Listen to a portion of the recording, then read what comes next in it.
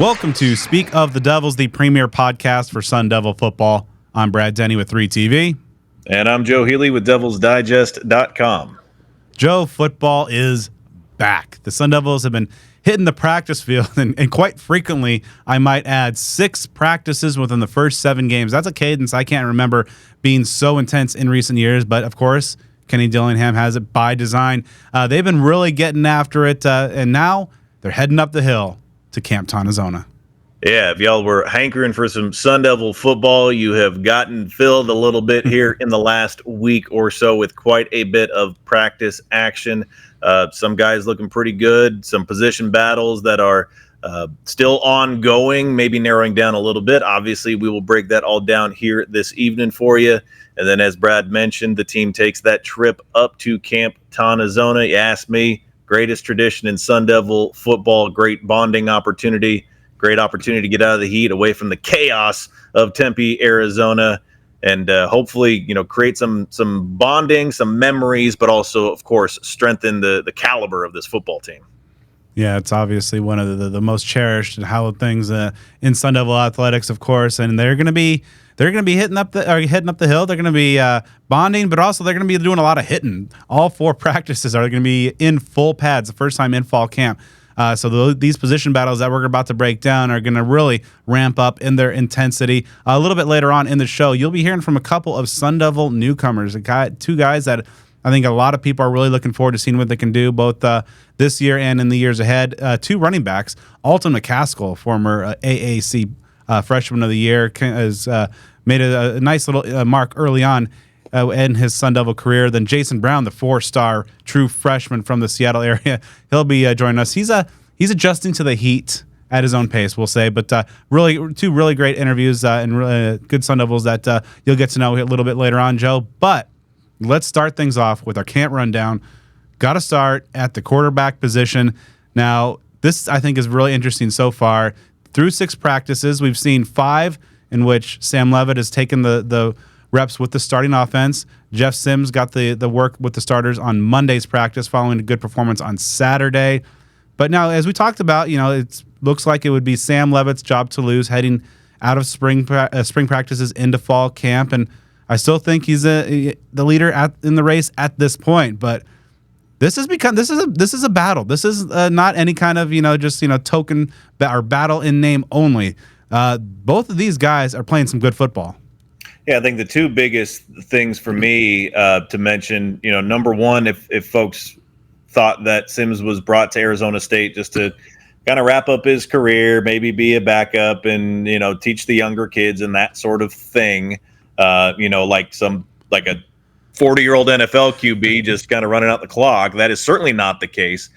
Second, this certainly seems very much of a 2-man battle, which is not necessarily a big surprise. If you look back to the narrative and the actions and the words that occurred going back to the spring, Trenton Bourguet just wasn't really mentioned in the same conversation as those that have been truly vying for the first string position, and that remains to be the case. And that can be viewed as fair or unfair, right or wrong. People have different stances on that, given the fact that he is one of the 2 longest tenured players on the entire roster. But you know what? We are where we are. It is what it is. And this is going to be a situation where I'm going to use all the cliches I possibly can of the cream rising to the top, iron sharpening iron. Insert other cliches there as well. But as you mentioned, it is a battle, and it's a battle where both players are competing with one another and performing at a pretty high level, which is encouraging because, of course, the quarterback position in its entirety last year was just a disaster. So we all know that if ASU is going to have any level of success in 2024, it's going to start under center. So, before we dive into the 2 contenders here at this point, a note on Bourguet. I mean, every practice he's been taking the reps with the 3rd string offense, and we've seen a lot of what we've come to know for Trenton Bourguet. Some good decisions, keeping things in front and kind of taking a lot of the shorter stuff. Has taken some shots downfield. One thing that's really kind of jumped out to me on him is that he's really had some success throwing on the run, which I think has really kind of elevated that area of his game. But talking about the 2 guys so far in Sam Levitt and Jeff Sims, I think Levitt is just kind of continuing where he left off. And that chemistry that he's built with Jordan Tyson especially has been really fun to watch. And he continues to take a lot of shots downfield, put the stresses on the opposing defense, and it's been really good to see. And I should say for both quarterbacks, not a whole lot of mistakes or turnover-worthy plays. Jeff Sims did have a kind of a bad interception during Tuesday's practice, but really the mistakes by either of the quarterbacks have been few and far between. And I think just right now the familiarity, the chemistry, and the command of this offense gives Sam Levitt a nice edge. But Jeff Sims looks the part of a high caliber quarterback in terms of just his stature, his release, his arm strength, of course, his mobility. But of course, he's been making this a competition because he's had some really standout plays. And of course, he got the starting reps for Monday after a good practice on Saturday. But to Levitt's credit, after taking that one-day demotion to running the second team, he responded with a sensational practice that got him right back into that first team. Yeah, Jeff Sims is a really interesting study because, I wish I would have crunched the numbers before this show because I just kind of thought about it. He has to have among the most career starts of just about any player on offense and maybe on either side of the ball. It's beyond 20, if I'm not mistaken, from his time at Georgia Tech and that little cup of coffee at Nebraska, or cup of corn or whatever they have up there in that area of the world. You talked about the turnovers, and when you have these sort of quarterback battles, and we can go back to the one that we always go back to in 2012, that was the difference maker at that point. One of the main things that helped Taylor Kelly win that job in 2012 was his ball control. So I think that's always going to be the thing. If you have a guy, if they're kind of neck and neck for the most part, but one guy's turning the ball over than the other, that's going to tip the scales. And obviously with Sims, I'm not going to say it's like a stigma or a stain or some mark he has on him that he's turnover prone. He's just had quite a few turnovers in his career and just had a forgettable season last year at Nebraska with a multitude of them. So that is going to be the biggest thing, it seems, with him, is just limiting the turnover. So if that can continue, if you take that part away, he is a dynamic athlete. Obviously, with Sam Levitt, there's just he has much less experience, much less film, just a lot less game time that he's experienced at the collegiate level by comparison to Sims. So you can't really make these generalizations or assessments of him as you can with Sims because he has the body of work that he has over his college career. But, you feel pretty good where you are right now in that you have talent. Kenny Dillingham has talked about in interviews this week that he feels like both Sims and Levitt are Sunday caliber players. So you have guys that can get the job done and they're competing heavily with one another. So you certainly feel confident that by the time the first game comes around, that the best man will have won the job. It's going to be a real interesting battle to track. Of course, obviously they're in the quarterback position, but these two guys, kind of separating themselves from quarterback battles of maybe the last decade-ish in terms of just, these guys that are pushing each other and doing well, and rather than just maybe perhaps try to find the lesser of two evils or one guy who's not going to hurt you as much. And one of the interesting things about Sims and the turnovers is as Kenny mentioned in his conversations with Jeff when he was trying to bring him to Tempe, is that he really was impressed by the vast majority of his play, but said that you make some catastrophic plays during each game. You come here, we'll get that out of your system. And so far, other than just kind of the pick today, he's been making a lot of good decisions and also a lot of dynamic decisions as well. It's really throwing the ball down the field, having some great deep throw or connections with guys like Jake Smith, Malik McLean, and so on. So it's really interesting to see how these guys battle it out. So again, it's going to be a very interesting couple weeks. And the good thing is Kenny Dillingham definitely has the resume for that sort of resurrection. Look at what he did with Bo Nix, just in the category of accuracy and limiting turnovers. Nix went from, they called him Bo Picks, right, to one of the most accurate passers in all of college football. And a catalyst there was Kenny Dillingham. Jordan Travis made a lot of improvement at Florida State. So that body of work has been done in just a few years with Kenny Dillingham at other spots. So that's not just coach speak. That's not an empty promise. He's done it in the past. And again, if he can eliminate that part out of Sims' game, we could be talking about a pretty dangerous quarterback. I'm not saying all this to shortchange Sam Levitt or Trent Bourguet or anybody else on the roster, but Sims he's got a lot of talent if he can keep the ball in his hands and with his team and not give it to the other team. So yeah, we'll see exactly how that plays out. Two of those quarterbacks, and Sam Levitt and Trenton Bourget, are on the Pat Tillman leadership council of the team, and that leadership's been on display. And as we move to the running backs, not nearly the level of intrigue perhaps and drama we've talked about so much of just the quality of depth that this group has, and with 6 guys. Starting off with Cam Scattaboo, it seems like they've been working him in. They know what they have in him. He's been still his lighter, quicker self, the same guy that we saw in spring. But one thing that perhaps jumped out to me most in terms of what we've seen from Cam now versus perhaps a year ago is going back to Monday's practice, in which the team was a little sluggish during the kind of the team stretch and the stretch lines, and Coach Joe was getting after him, but Cam Scattaboo was like the first voice to really be vocal, get after his teammates, to step things up. Xavier Alford and Cole Martin were 2 others that really kind of jumped in. And right after that, the practice energy and tempo really picked up, and that was something that Cam Scattaboo 2023 wouldn't do. But Cam Scattaboo 2024 is a team representative at Big 12 Media Day, is on that Pat Tillman Leadership Council, and in addition to all the things he does on the field, really impressive to see that.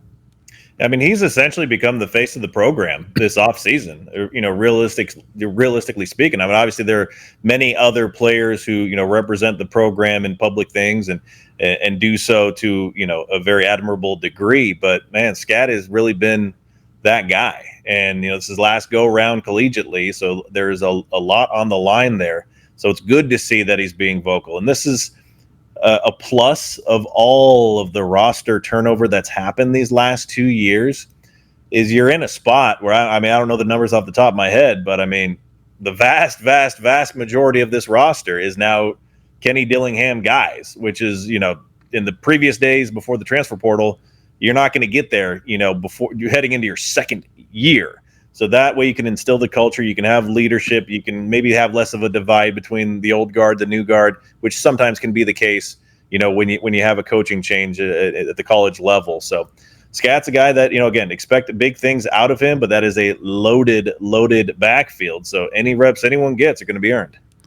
Yeah, and so talk about some of the other guys on that list, and the Carlos Brooks. Let's start there.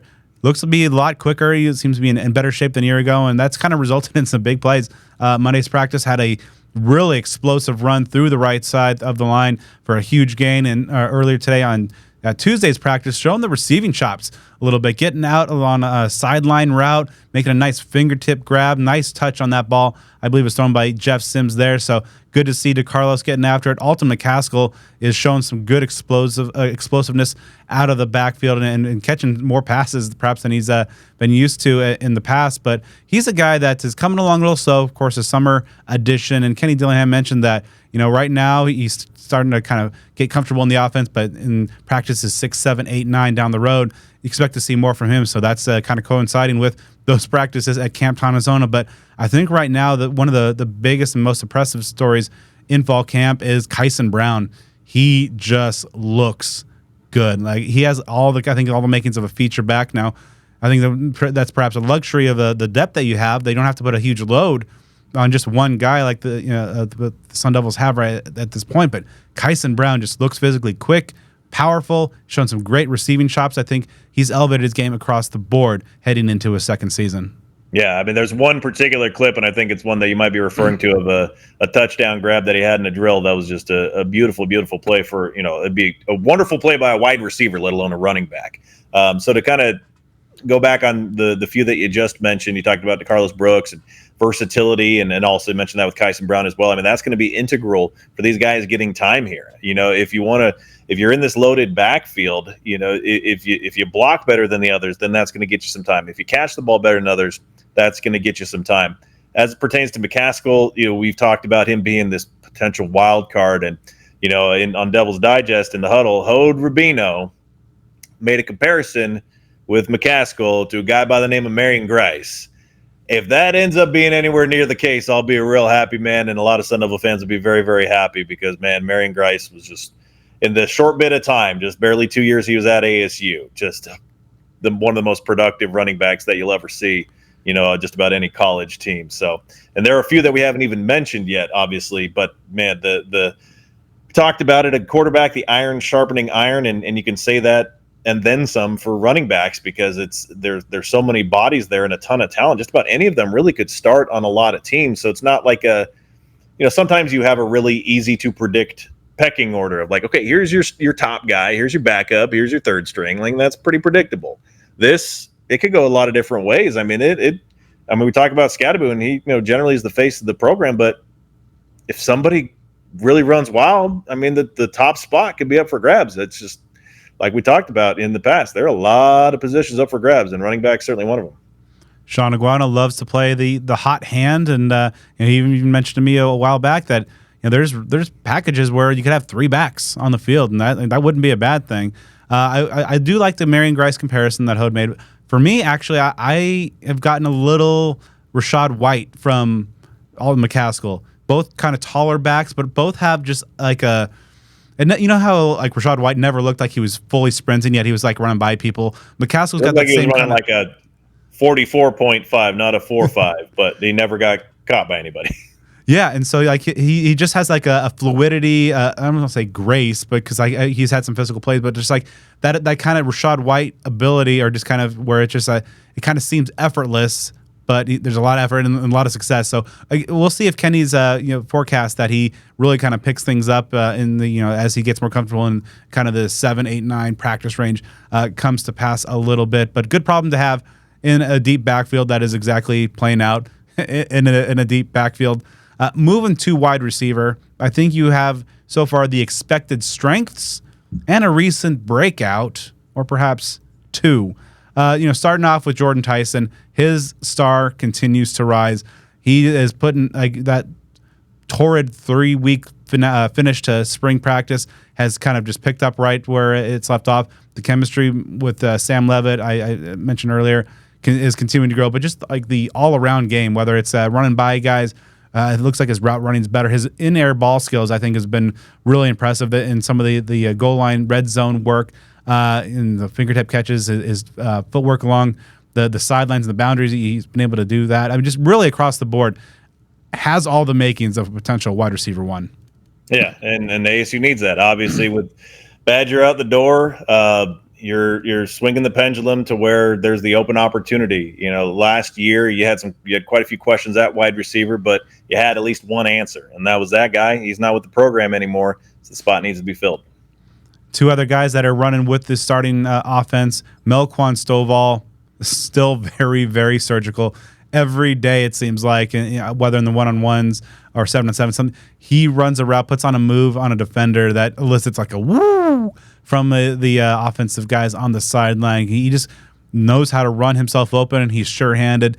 He's a solid pickup so far, picking up where he left off in the spring as well. And then Xavier Guillory has really, I think, been taking advantage of his opportunities and showing some good, sure-handed play. And using that speed, of course, which has been one of his calling cards. But I think, with either quarterback back there, he's made some big plays and helping to stretch that defense.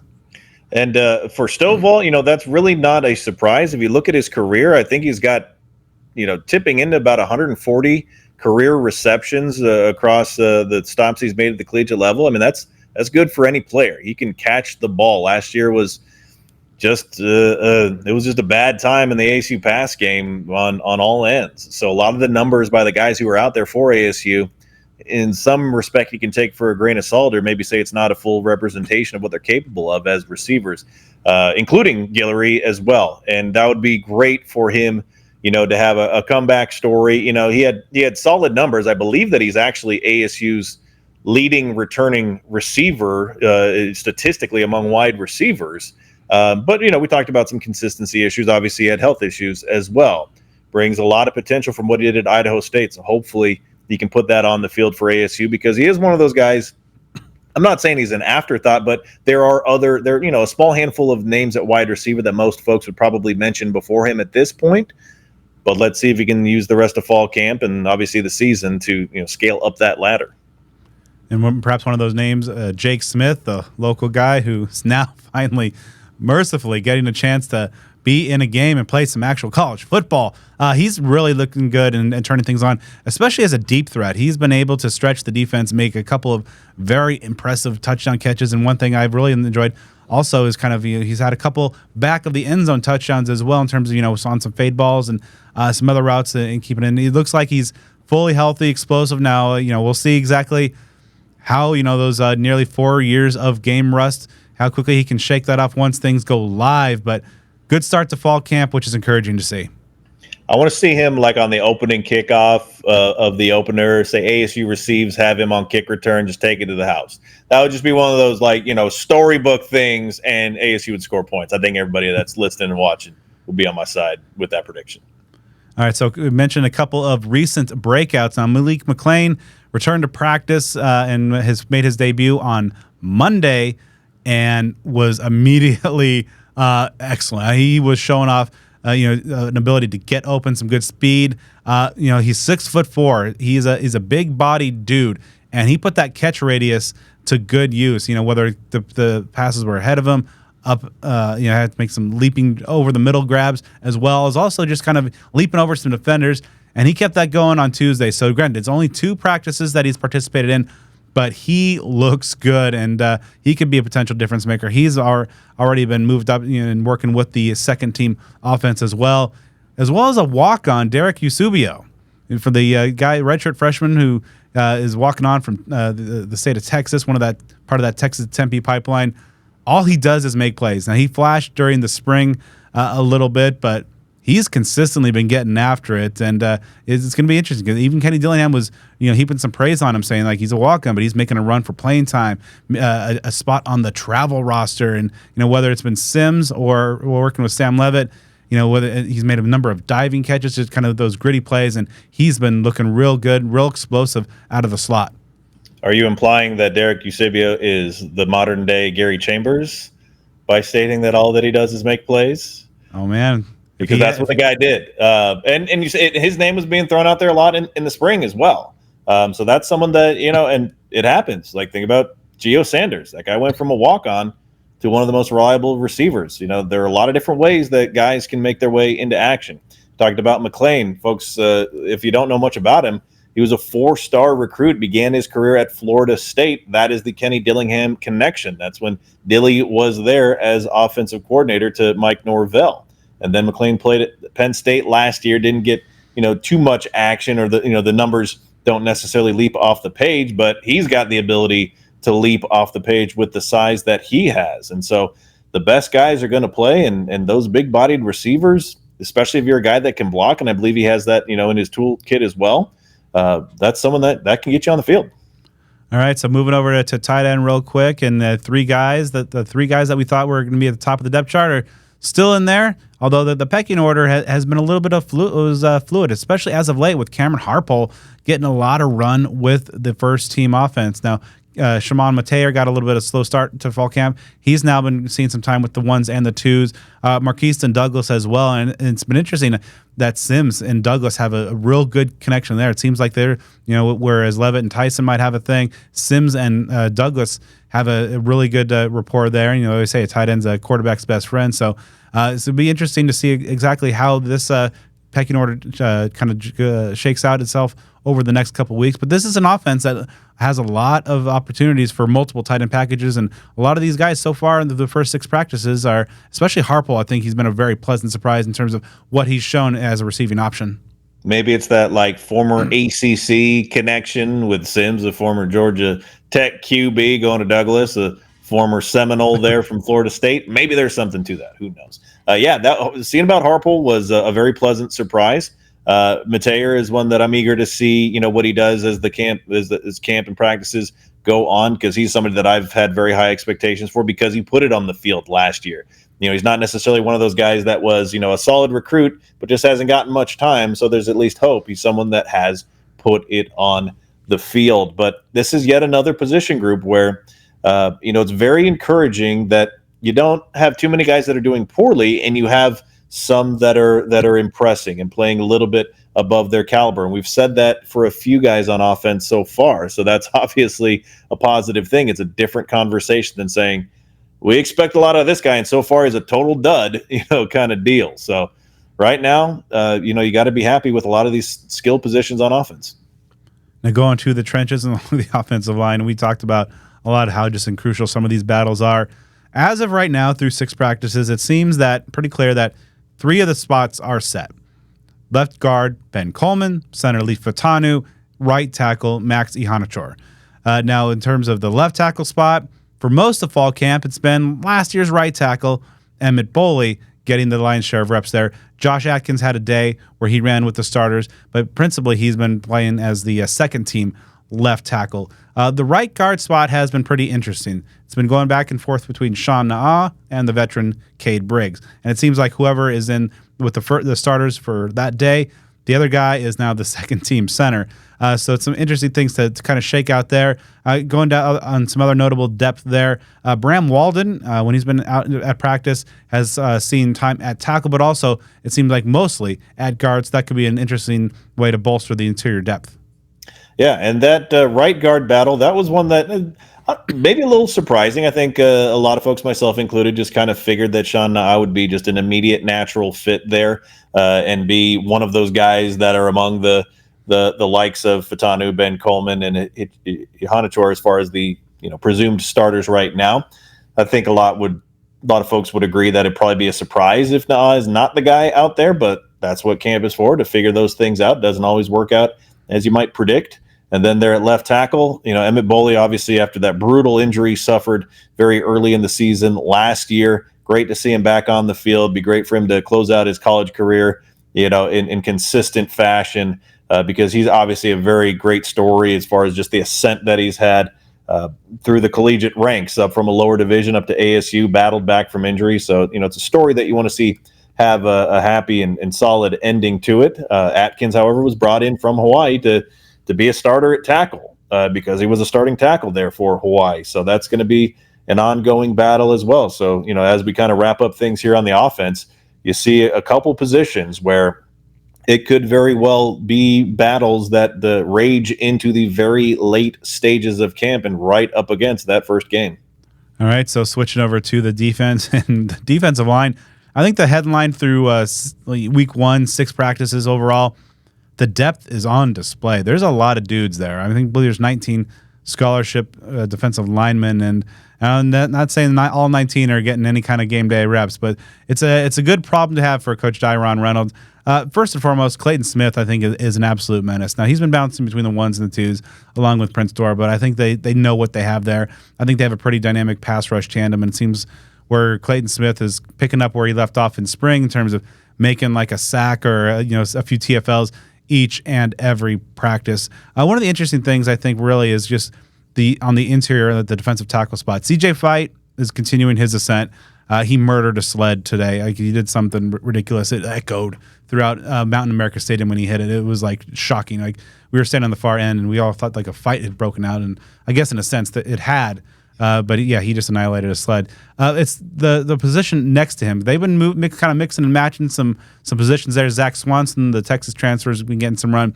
Jeff Clark, Jacob Kangaika, trying to find. But you feel good about what you have at CJ Fight and some other options that are battling to see who's going to round out that interior depth. Yeah, and it's good to see guys mix it up a little bit. We've talked about how some of them bring a little something different. Jeff Clark has a very good background throughout his college career, especially at Georgia State, getting in the backfield. He's I believe he's the top 10 in that program's history in sacks, and he didn't spend his whole career there, so he did quite a bit in a few years' of time. Jacob Geika, absolute powerhouse. Zach Swanson is a new player. I believe he was a 4-star recruit coming out of Brophy before he signed with the Longhorns. So, one of those bounce backs coming back home to the state of Arizona, looking to do the best that he can in his new home. So I like the shuffling there so that you can get some depth. It's obviously different from the offensive line, where I've mentioned a handful of times throughout the years about how I'm not always a huge fan of just shuffling for the sake of shuffling just to see what guys can do. But on the defensive line, you want to get some different combinations out there, obviously, because you're going to rotate in those positions more during games. So to, see a few get first team reps, you get their confidence up. They know that they can compete and contribute, know that they're going to be called upon when the Bullets are live here in just a couple of weeks. Would be remiss if I didn't mention J.P. Dieter and Justin Watley, Watley's been a guy, of course, we talked about his versatility to play inside and out, but both of them have seen some good reps inside as well. And kicking out to the outside, mention Dorba and Smith. You feel pretty good there. But Elijah O'Neal, as I thought, again, kind of maybe like a linebacker that we'll get to in a moment, quietly putting together a really strong camp and really taking some strides forward. And you talk to some of the teammates there, and they're really excited about what Elijah is going to be able to do. But some other ends in that mix as well. Jamon Tapp's making some plays. He's played a little bit with the ones as well. Roman Petrie had a pick six a couple days ago. He's a big, long, and kind of that modern defensive end stature and frame. He looks like he's filled out, put on some good weight over the offseason. So I think right after you have those top two guys in Smith and Dorba, you mix Watley in there. I think you got a quartet of guys that can help make an impact and keep those guys fresh throughout a game. And that depth is going to be so crucial for the season. You think back to last year when you still had BJ Green in the fold and also Smith and Dorba, that kind of three-man rotation. Of course, O'Neal got a lot more run as the season went on. I mean, that was huge to have. It's just such a difference maker when you can go beyond your starters and not drop the capability too terribly far. Jamon Tapp is someone I'm very eager to see what he can do, kind of like maybe McCaskill on offense. He was a big-time recruit, a four-star guy. I think he was like a top 10 player at his position by Rivals as a recruit before he signed with Texas. So some big time credentials there. Elijah O'Neal, we talked about him being one of those wild card type of guys that if he can really turn it on and do some of the things that he was doing like at the junior college level as far as getting in the backfield, that's going to have that depth rolling. And man, if you can get 3-4 guys there all performing at a high level, we saw that we've made this reference a handful of times to like the COVID season around there where ASU was able to rotate defensive linemen and they were really getting after it. You do something like that, that's going to be a big deal. Moving on to linebacker, Keyshawn Elliott is everything that we talked about his potential being. And he's wearing the green dot, of course, with the helmet communications coming to college football this season. He's kind of that quarterback of the defense, and he's really been the most consistent member, both in terms of production and also just presence, because he's been out there with the first team defense each and every day. The guy next to him in the ASU's 4-2-5 scheme is beginning kind of changing up a little bit. Jordan Crook, the Arkansas transfer, opened up camp running with the ones. We've seen Zyrus Fiaseu in that mix as well. But kind of the guy I was alluding to a little bit earlier, Caleb McCullough, has been really impressed me. It's one of those guys. I think was he the guy, Joe, that when we did the signing day episode back whenever he signed, I think it was 2020, where like he had like 200 some odd tackles as a senior in high school. Like, yeah, he had some astronomical amount. Yeah, it was something wild. I think it was in excess of 200 tackles. Yeah. And he's shown that. I mean, he was a key cog in the defense last year when called into action, but he's picking up right where he left off. I talked to AJ Cooper after today's practice, and he's really impressed by what he sees. And so this is a guy that I thought, that we might have been a fringe guy, given the trio of transfers. I think he's firmly played his way into a position to be a key rotational member at worst of this linebacking group. Yeah, I mean, it's going to be a dogfight because there are obviously some names that we haven't mentioned. A guy like, Tate Romney, who was a key player last year, someone that's got to compete for a spot, and some of the younger guys as well. But no matter what, ASU's got a lot of depth. We talked about it multiple times, I believe. What's the number? 5 guys that have college starting experience at linebacker, and they're only playing 2. So that's, once again, battles, depth chart, the competition is real thick, and that's a good thing for ASU, good thing for the fans. And we're just going to keep seeing that rage on. As you mentioned, Elliott seems to be that one piece that is pretty much set in stone. And that second one, McCullough appears to be the clubhouse leader for the immediate time being, but things can change in a hurry. All right, moving on to corner. We talked about this being one of the key areas, maybe a little under the radar battles of fall camp. And so far, each and every day, we've seen Javen Robinson, the Washington State transfer, and Keith Abney, the true sophomore, running with the ones. LT Welch, the LSU transfer, who had a good spring, he's returned to practice, and over the last couple days, I thought, been pretty good. I mean, he's had a number of PBUs, played some really good coverage. He's the biggest guy in that room, really good size and physicality right there. Rodney Bimage, one of the spring standouts, an early enrollee out of high school in Texas. He's continued to be a very physical presence, and so I think right now you might see that group kind of a 4 as a top of the 2 deep, but some younger guys. Tony Lewis and Kuba has made some really good strides. He was here in spring, so you see the growth there. Chris Johnson as well. But it's going to be interesting to see exactly how this pecking order kind of shakes out, because I think, with Welch getting back out there again, it could be some iron sharpens iron, as you mentioned earlier. Yeah, it really does seem like that top group of 4 has separated itself from the remainder of the pack, which makes sense because if I'm not mistaken, I think the depth at cornerback behind them is all mainly true freshmen and the redshirt freshmen. So it's not like you have seasoned players that are all along the depth chart. Then that makes sense because ASU lost several key pieces at cornerback from last year. Everyone who started for ASU at cornerback last year is gone, either by graduation or Ed Woods transferring. Welch is someone that it's like he needs to be a guy. He needs to be a starter. I mean, the credentials are too good. He comes from LSU. He was a 4-star, high-rated recruit coming out of high school. So when you get a player like that, man, you really got to be able to take advantage of that. Now, obviously, he's got to earn the spot, and if others do it, then so be it. But yeah, that top group of 3 to 4 seems to be pretty set. But as you mentioned, the sequence in which they're all playing, the pecking order, the depth chart among those 4. That's left to be determined.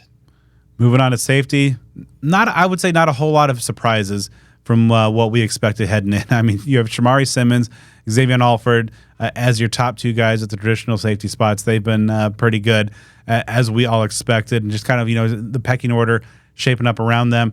Ghost Rouser is back at practice in the last couple of days, so his presence is been pretty welcome. Kamari Wilson has been running with the second team defense there as well. I've been really impressed with his willingness and his physicality coming up and making some plays against the run. Montana Warren had the pick of Jeff Sims earlier today. He's even despite being a redshirt freshman, is on that Pat Tillman Leadership Council. He's been vocal, a key cog of that defense as well. And then talking about the other safety spot at nickel, Mason Williams and Cole Martin continue to battle out, but I think Mason Williams continues to have the edge. He's had a really strong camp as well.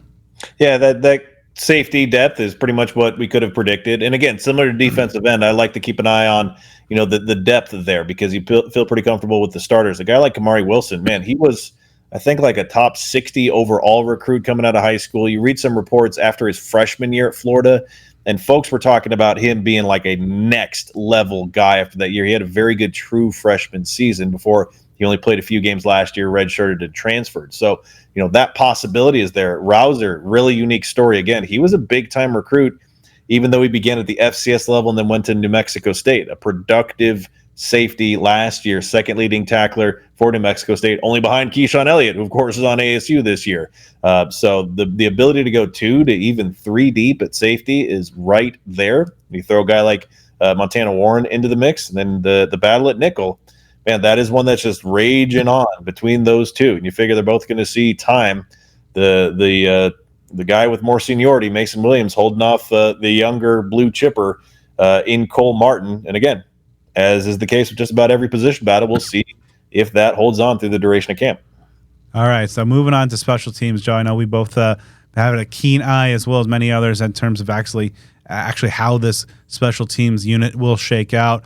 Now, no shortage of quality options at returner, but obviously we're looking at some of the kicker, at punter. Looks like true freshman punter Canyon Floyd is kind of got the iron grasp on the holding job for the place kicking unit, so that's good. Check one off the list there. But also, the media hasn't been able to see too much of the special teams and the specialists in action, because as we cover the practices out at the Kajikawa Fields, they typically do their stuff inside, and now we've thankfully been able to have the kind of last half hour of practice inside, but the specialists then typically move back out to the field. So, but on Tuesday's practice, we did get to see so far the most extensive specialist work yet, and Canyon Floyd, the first time I've seen him, have several punts in practice. Good strong leg. I mean, he was having some good hang time there. So it'll be interesting there. Race Malum, I thought, had some good kicks as well, but really, I think Floyd, seeing him for the first time, it seemed like he was kind of everything that he was hyped to be coming out of high school. Now, at place kicker, I think so far the sampling has been limited, at least in terms of, again, what we can see. I think Carson Kiefer has been more consistent. Ian Hershey seems to have maybe a stronger leg, but Kiefer has just been more accurate. Both guys made each of their 2 kicks in the field goal session during practice today. However, Hershey did have a miss to cap a 2-minute drill earlier. Really the only blemish on the special teams units for today.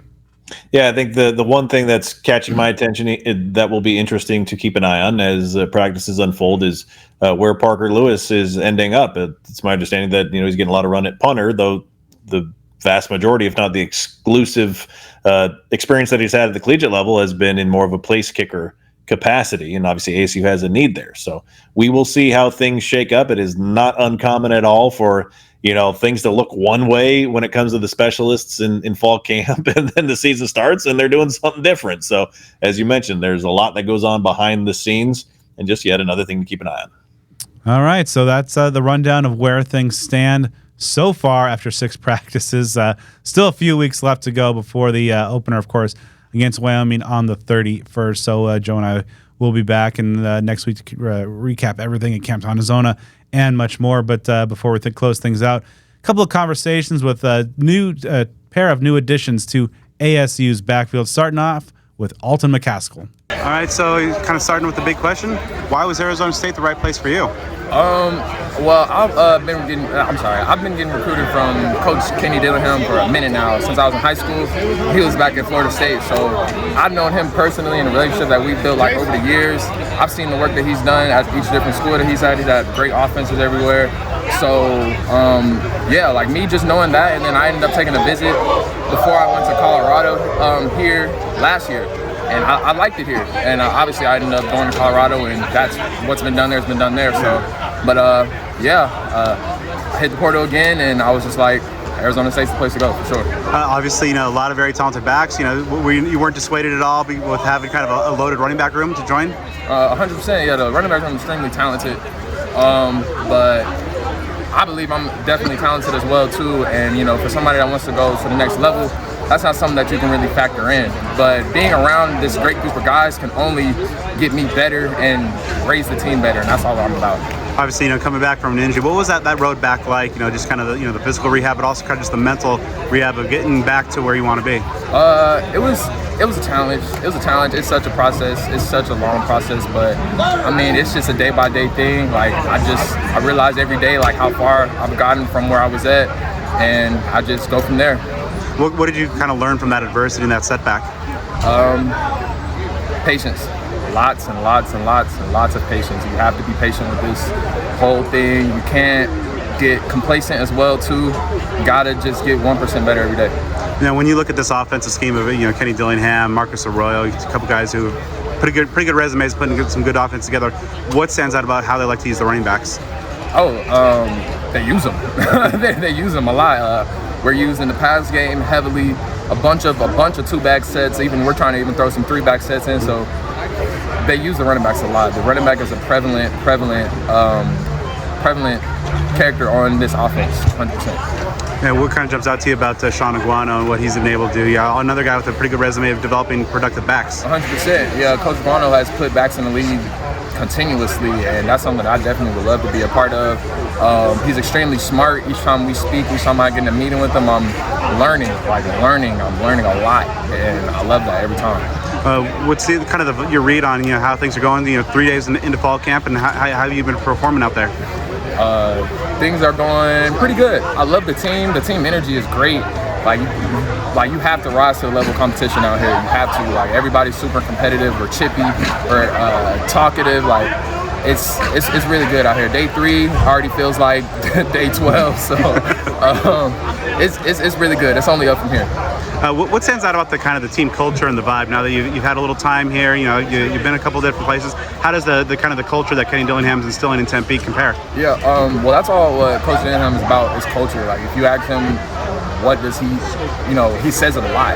Culture. He wants guys that wants to be here. He wants good people. He wants good characters that make good decisions. So that's what he's about. That's what the team is about every day. Every day, you see it every day. It was one of the first things I noticed when I came here was their culture. Are you looking forward to Camp T? What kind of things have you heard about that? What lies in the wait? I don't even know. I don't even know. I'm just ready to get out there. I'm ready to go be around the fans and just get ready for the season. Go compete. What kind of things are you wanting to accomplish in fall camp to make sure that you feel ready yourself for the season ahead?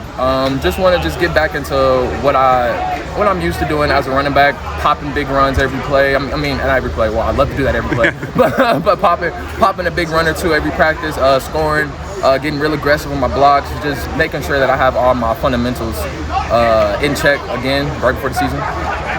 And next up, here's true freshman running back Jason Brown. Yeah, like how are you hanging with this heat being a Pacific Northwest guy? I mean, it's definitely an adjustment. When I left home to actually come down here, it was about 60 and rainy. So when I get here and it's 108 on a normal Tuesday, it's definitely a change of pace for me. And then today, like ramping up the humidity a little bit. I mean, yeah. Luckily, we transitioned inside. We finished the practice strong in here, but it was definitely, it took a lot of effort, just to continue to push outside and give it our all. But I feel like the team did a good job. So 5 days of practice under your belt now at the college level. What kind of jumps out to you? How's the speed of the game? It's definitely an adjustment, like I said. I played 4 years of varsity back in Seattle.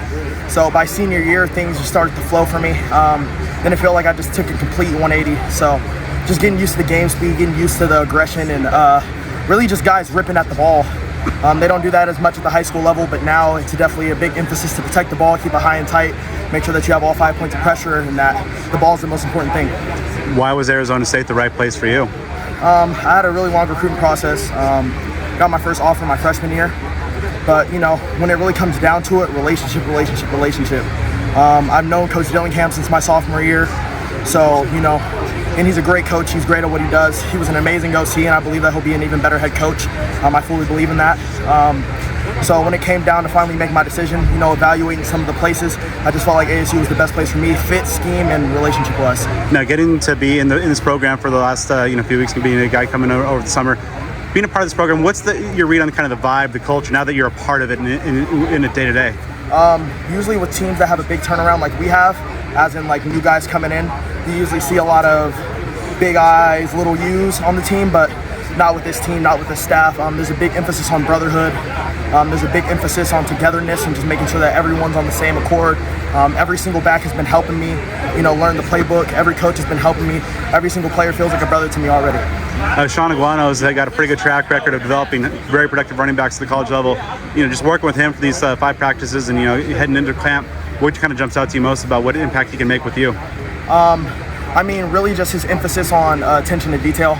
I ran in the Veer in high school, so it was a lot of just straight ahead power, gap scheme. You have a lead blocker out of fullback. Here it's a lot of reading and finding your own holes and pass pro and slipping out into routes. In high school I only had 2 career receptions. So things like that is definitely an adjustment, but I feel like with him, focusing in on me and coaching me up, I feel like those are things that I can add to my game that will help me translate to the next level like the rest of the backs. You're getting a break from the heat, going up to Camp Tonazona here in a couple days. What have you heard about what to expect there? Not the most pleasant things, I must admit. But I just heard that it's a really good bonding activity for the team. Creates a lot of togetherness. It's high-level competition. Guys are focused in. Guys are ready to go, and this will be a true testament to what this team can be later on in the fall. Yeah, you're looking forward to just getting off the grid a little bit. Cell phones aren't working too well, and just focus my phone's been off the grid since fall camp started. So now that you've been in this offense for a little bit, what is it like just in terms of the Arroyo Dillingham scheme as to what they ask of the running backs?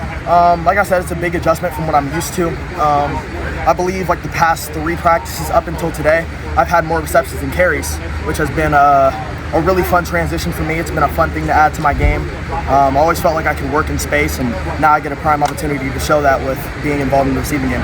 I've been covering the team for about 14 years now. I don't remember a backfield this deep. What is it like just, in that room, that chemistry and rapport with you guys, at the same time, being competitive and battling for playing time? Like I said, a lot of the guys have been, just reaching out to me on their off time, making sure that, I'm learning everything I need to do, whether that's getting in with me at 5:30 in the morning every day or, that's just happening with me before bed, making sure that I go over my playbook and making sure that things are locked and loaded for the next day. It's competitive. I feel like everyone here is trying to find out who they are to this team and find out their role so they can just help us be a winning program. What are your goals for the rest of fall camp? What would you like to kind of show this coaching staff over the next few weeks? Just continue to develop. Jumping from high school to college is a transition, of course, but just focusing on my development, making sure that I can step up to the plate when my number's called. And that's going to do it for this episode of Speak of the Devils. I'd like to thank our guests, Alton McCaskill and Jason Brown. Fall camp is just heating up. They'll be coming down from the hill in a few days, and we will be back to recap it. And so you make sure you want to stay with us on the social media side of things. Follow the show on Twitter at SOTD Podcast, on Instagram at Speak of the Devils. Subscribe on YouTube. I think we're nearing a milestone there. And follow us on Facebook. And give me a follow on social media at BDenny29. And you can follow me at Joe Healy 42. And a huge thank you to our awesome sponsors, of course, including Jones Auto Group. Hit them up. Our guy, Parker Jones, hit him up. 602-881-8998. If you're in the market for a new vehicle, have any interest in that, you want to work with a Sun Devil so you can get the process done right, he'll take great care of you. Hit up our guy, Parker Jones. Again, 602-881-8998. You got to be a subscriber on devilsdigest.com. If you were waiting for a time to become a subscriber, now is it. Hopefully, if you weren't already, you took advantage of that incredible sale that went on for a few days last week. But if you didn't, still well worth your money. The best insight you can find on the internet, devilsdigest.com. Once again, a big thank you to Troy Scome and the great folks at Cactus Sports. Of course, Brad and I were out there over the weekend. Incredible hospitality. It was an awesome time hearing Troy's story, hearing the story about Cactus Sports and you know, just the experiences that they have had and all the history that they have been a part of. So go get your shopping done there. You can purchase items from another of our sponsor, which I will reserve for Brad to describe in greater detail, at Cactus Sports. Gear up for the season at Cactus Sports. You can shop at 514 South Mill Avenue or online at cactussports.com. Everybody loves Burrito Express. Their food is as fire as the Twitter account that they run. Huge part of this community, really dedicated to servicing the community, to helping out Sun Devil student athletes and feeding all Sun Devils with the best burritos in town. Get out to any one of their numerous wonderful locations of Burrito Express. And then, of course, a huge shout out and thank you to our good friends, Sun Devil Family Charities, which, of course, we will be supporting with our live show at 100 Mile Brewing Company on August the 17th. So mark your calendars for that if you haven't already. Going to get started about 3 p.m. until about 5, 6 p.m. A little wiggle room there, but it'll be an afternoon, early evening thing. We got that part figured out. Finally, come on down to 100 Mile Brewing Company on August 17th. And also be sure to shop at homefieldapparel.com. It's part of their Can't Miss Kickoff 2024 campaign. You might have seen it on social media. If not, check it out immediately, because they are dropping on the morning of August 9th, a great box of brand new Sun Devil gear. There's over 80 new schools in part of this collection, hundreds of new items, but this Sun Devil box is pretty phenomenal. It's celebrating ASU's Border Conference champions. Now, of course, home field always has amazing vintage apparel, and we've seen a number of cool retro Sparky designs in their existing ASU collection. This one, I had one that I had never seen before, really cool, on a crew neck sweatshirt. This box includes the crew neck, a new Sun Devil hoodie with the Sunburst logo, an awesome t-shirt, koozie, awesome hat, socks as well. Really, everything you need for the season ahead, you can get at homefieldapparel.com as part of their Can't Miss Kickoff drop on the morning of August 9th. As I believe that's this Friday.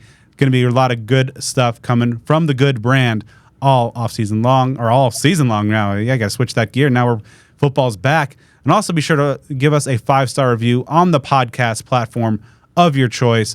We'd really appreciate it. And Joe and I will be back to recap everything that went down at Camp Tonazona.